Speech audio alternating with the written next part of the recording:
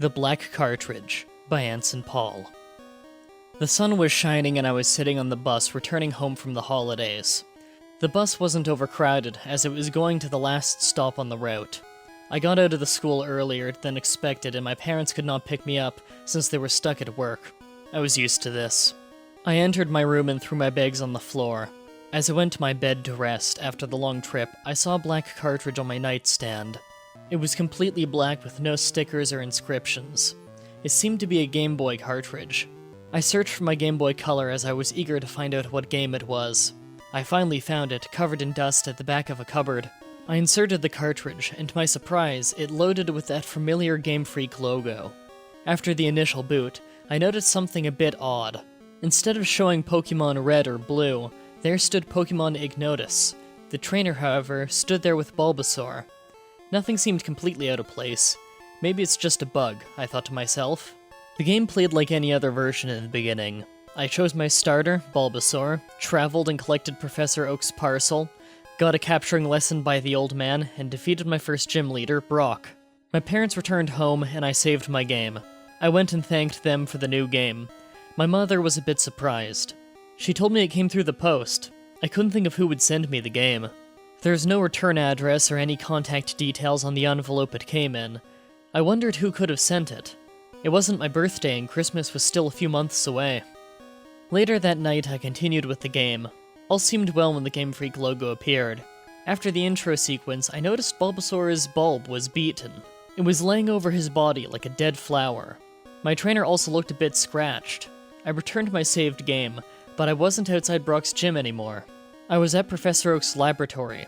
He told me I escaped a horrible battle with Ignotus. I couldn't remember this happening in the original. I went into the menu screen, looked at my Pokemon, and saw my Bulbasaur's health bar was at 80%. I gave it a potion, but nothing happened. The box claimed he had full health.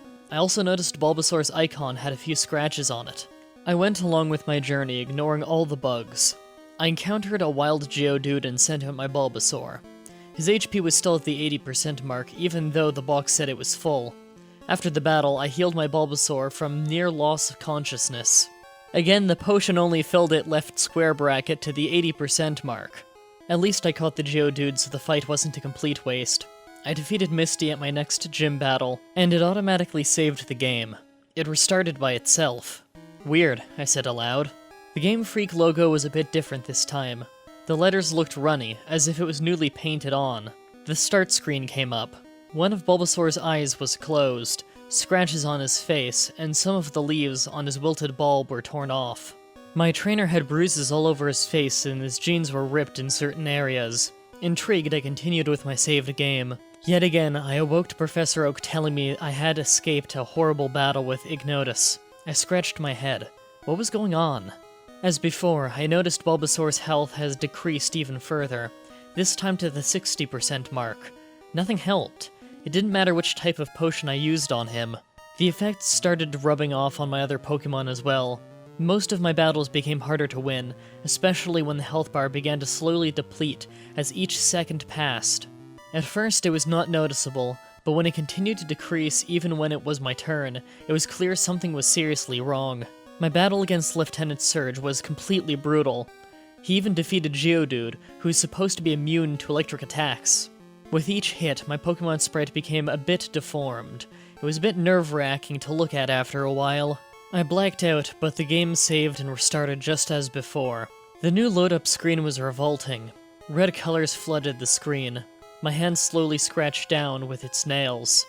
Bulbasaur was lying defeated on the floor. Even more of its bulb was torn off. The game went straight to the continue screen without showing the main trainer. The screen was black with a white text box at the bottom.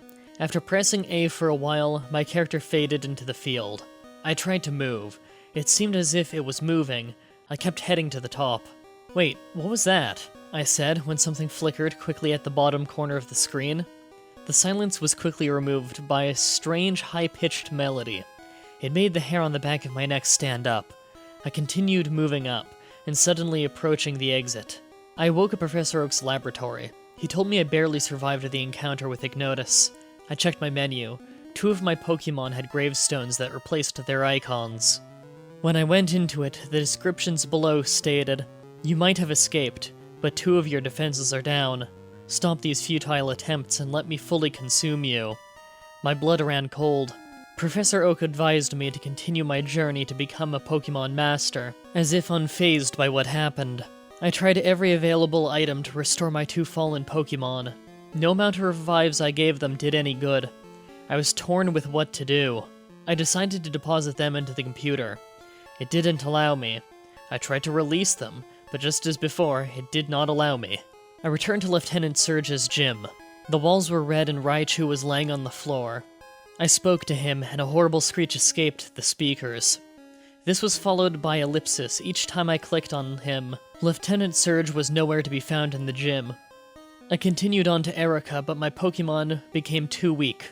My Pokémon began to disobey my orders in battle, refusing to attack, take items, and even on some occasions to run. With every step I took, a poison-type response would appear on the screen, becoming worse as I progressed.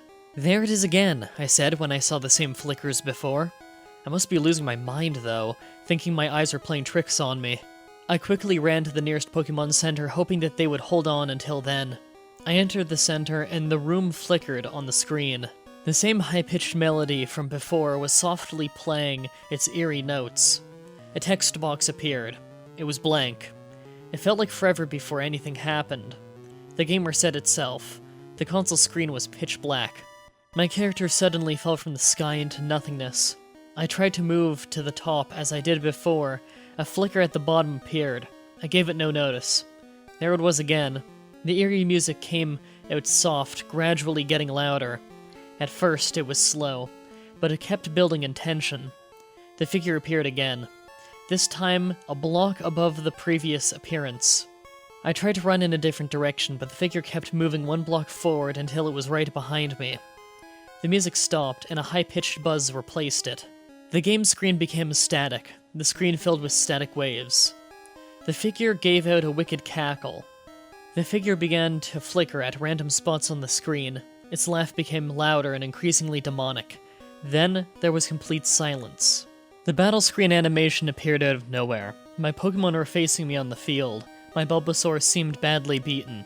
There was only 1 leaf remaining on his bulb. One of his eyes had a cross-stitch over it, and the other eye was completely white. A text box appeared. "Death to all those who oppose me." With that, a black, transparent ghost-like hand grabbed Bulbasaur from above. The battle cry was horrendous. It was filled with pain worse than any other I had heard before. It was followed by Geodude being caught from the right side. I was helplessly trying to run from the battle, but the text box kept saying, "You can't escape me this time." Pikachu was caught from the left side. I saw a pattern and anticipated the next grab would be from below. I don't know why, but I continuously button smashed the down arrow. As the hand came for my final Pokémon, Butterfree, I saw that it actually helped. There was a struggle between the hand and myself for the Butterfree. Sadly, the hand won after a grueling 2 minutes. The screen went black. The figure slowly showed itself as white lines shaped his body. It seemed like a mirror image of my trainer. As I moved, it moved. The buttons I pressed were mirrored back. Goosebumps filled my body. Right then, the trainer began to flicker, as if it was evolving. When the flickering ended, the figure stood there. The creature stared back at me. It was huge, with horns on its head. It had bits of my Pokémon fused into it. It was comprised of Bulbasaur spots, 6 Geodude-like arms, Eevee's fur, a deformed version of Butterfree's wings, a split Pikachu's tail, and Golbat's wide mouth. It was horrifying to look at. There were stitches holding together every body part. It began to talk. "You haven't realized what you have done yet. You haven't realized who I am. In due time you will put the pieces together and remember what you have done." The laughing exploded loudly out of the speakers, causing me to jump. The Game Boy switched off. I tried switching it back on, but the screen remained blank. Several days had passed, and yet it still did not boot.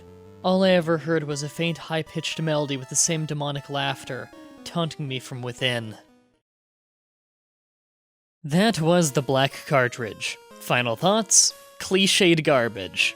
I wish I could think of some constructive criticism on how this could be improved, but this is damn near identical to dozens of other stories that I've read.